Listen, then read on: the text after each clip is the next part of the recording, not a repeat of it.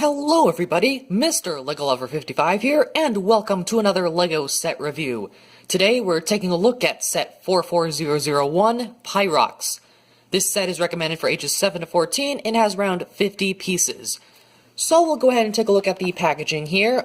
We've got Pyrox, of course, got Pyrox's name. It includes one brain bug in yellow. We've got the set info there. Up here would have been the Brain Attack logo, and then here on the side we've got the LEGO Hero Factory logo.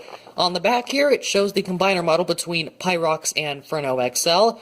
We've also got a couple of play features here, as well as the game points thing that you can get. But that's pretty much it for the packaging, so let's go ahead and take a look at Pyrox himself. Okay, now, before I forget, first thing I'll go over here is the hero core that is included with this set. On the back of the hero core, there is a code which can be used to get game points in the Brain Attack game, which I don't think you can play anymore, but it was around when this set came out. So Pyrox here has got a couple of play features, so probably the most obvious one is this sort of fire weapon thing here. You can spin that, and the fire blade thing spins. Pretty neat function, and this pretty much this exact same weapon is reused for Surge in the Wave 2 sets, but it's still pretty nice to have here. Yeah, I can just spin that to your heart's desire. I guess the technical secondary feature is the fact that you can take off the brain on Pyrox's head. Probably the easiest way to do it is to actually just take off the sort of helmet or face first, and then pull off the brain like that. It is also connected right there as well, so there are two connection points for that. And you can put the sort of face back on if you want. The green eyes, I wouldn't say go very well with the rest of the color scheme. It would have been better if it was yellow or even the trans neon orange there, but that's what you get, I guess. It maybe even would have been. It would have maybe even be better if it was just the yellow one that was used on Inferno XL. But here is the brain bug. It comes in yellow this time. It's the exact same mold as all of the other ones, and it's made out of this sort of translucent rubbery type of plastic, so you can put it in any way you want, but you can't exactly hold the pose with like these legs. But you can. This is really the only other pose you can get it in.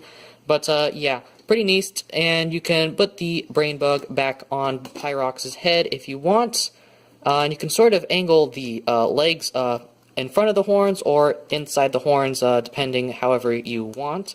So that is a feature.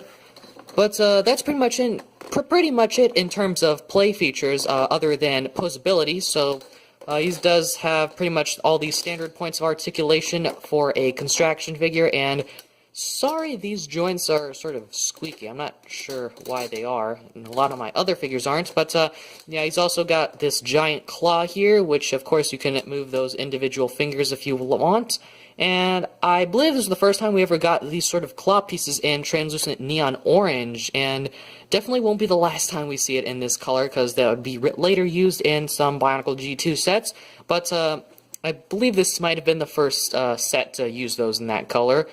And then, of course, I told you about his weapon here.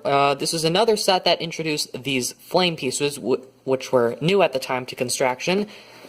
His legs are pretty straightforward, but I think they're designed pretty well, and I feel like they really stay true to the color scheme. The black CCBS bone pieces, I feel in black here work really well, and it's a good choice that they didn't use like ugly light gray on this, because that would have been just very out of place. So very good that they used the black bone pieces.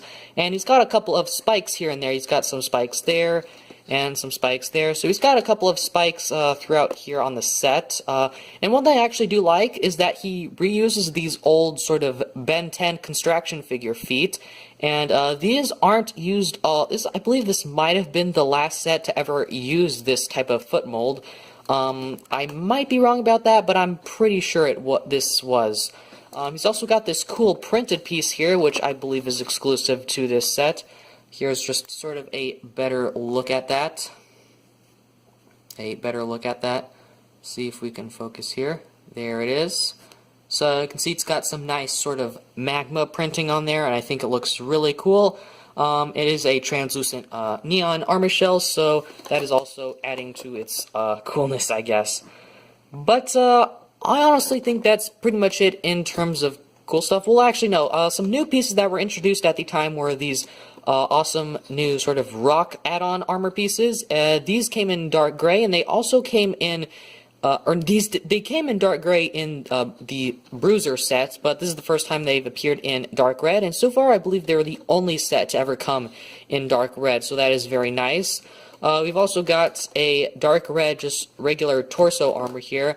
I don't know if that's exclusive. I feel like it might, but I feel like I've seen it before in another set. I don't exactly remember, but it is there, and if it is exclusive to this set, well, then it's exclusive. Now, I don't know if these horn pieces had appeared in any other set before this was released. I feel like it might have, but if it wasn't, then I think these were new at the time.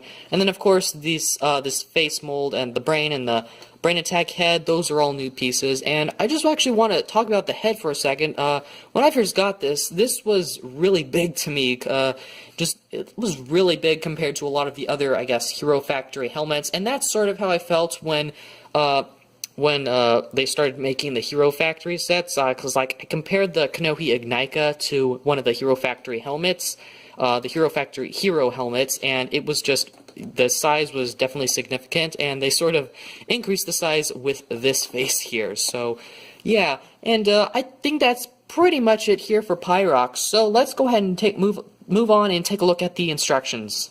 So here is the instruction manual for this set. So here on the front, pretty much the same stuff as on the front of the box. Next page, it shows the story for the 2013 line of sets. Then it shows that if you are confused, you should organize your pieces, instructions, more instructions, and the final product in our good old list of pieces. Next page, it shows that you can get game points, 600 game points for the Brain Attack game. Combiner model between Furno XL and Pyrox, advertisement for the Brainify app, and advertisement for the LEGO Club. And that's pretty much it. So let's go ahead and move on to the end of the video. So overall, I think Pyrox here might be one of my favorites of the villain sets from the first wave of the Brain Attack sets. Although I'm sort of tied with Scarox, as I feel like just the build for Pyrox here is very just Hero Factory, and that being very just simplistic out of all of them. But I am still sort of struggling of which one is my favorite. But Pyrox here is a pretty good set for what he is. He introduces a lot of cool new pieces, such as like these add-on armor pieces. Those are definitely one of my favorite pieces about this set. But overall, just a very neat set, a very menacing one as well. Definitely all these spikes sort of add to the sort of menacing look, and then the horns just make it look like he's meant to be representing like a devil or something. But I honestly don't have a whole lot else to say, so I hope you guys enjoyed this video. Thank you for watching, and keep building!